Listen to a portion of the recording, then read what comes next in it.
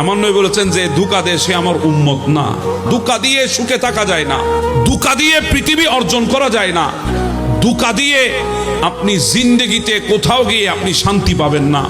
মনে রাখবেন, মানুষকে ঠকিয়েছেন, ধোঁকা দিয়েছেন, সেই মানুষের চোখের পানি যদি আপনার কষ্টের কারণ হয়, তাহলে ওই চোখের পানি আপনার জীবনের জন্য ধ্বংস হয়ে আসবে। প্রয়োজনে ঠকবেন, ধোঁকা খাবেন।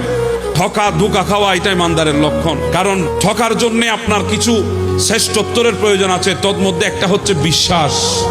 বিশ্বাস সবার কাছে থাকে না, মুমিন ছাড়া। কথা বলেন ঠিক না?